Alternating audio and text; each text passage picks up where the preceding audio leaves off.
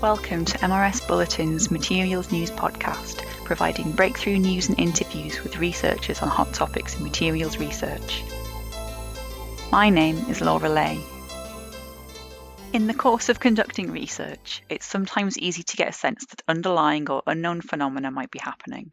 Eventually, you manage to make the connection.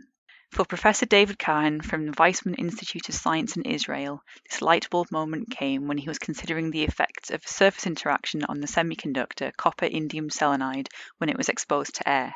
This surface interaction gives control over the bulk properties and is most easily seen in lead halide perovskites.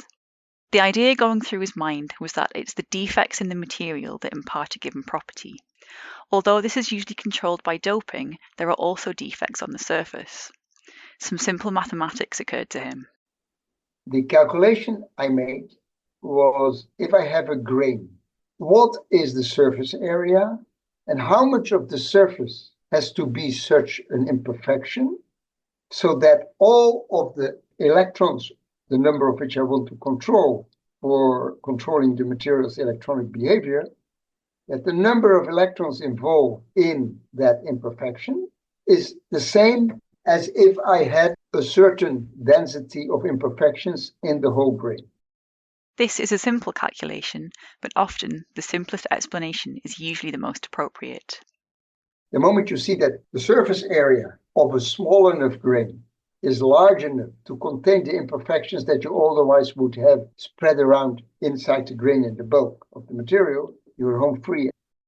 The original work on the copper indium selenide took place in the 1980s, but other researchers pointed to this phenomenon, which has been drawn together in a recently published Perspective article.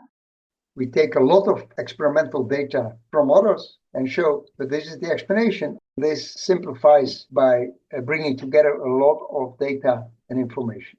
The big satisfaction is that, we can take a lot of data that seem to be somewhat disconnected and connect them. Experimental evidence comes from well-known sensors that are produced commercially and reversible phenomena where water or adsorbed organics can be driven off from the surface. Previous computational work on nanoparticles also demonstrated the same principle.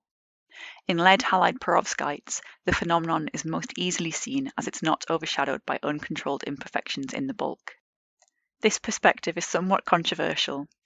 Co-authors of the Perspective article helped ensure that focus was maintained and ensured that confirmation bias didn't influence how data were analysed. Bringing attention to this concept means that the development of new devices could become easier and quicker. It also means that new devices could last longer. It's all based on these two processes of self-healing and defect tolerance, and those are properties that many people, including me and my colleagues, are now deeply involved in because we want to try to figure out what are the basic conditions for those phenomena to occur so that we can find other materials. And why is that important? That's important for sustainability. If you have materials that last longer and do their work, that function longer, you can make devices that last longer. This work was published in a recent issue of Advanced Materials. My name is Laura Lay from the Materials Research Society. For more news, log on to the MRS Bulletin website at mrsbulletin.org. Follow us on Twitter at MRS Bulletin. Don't miss the next episode of MRS Bulletin Materials News. Subscribe now. Thank you for listening.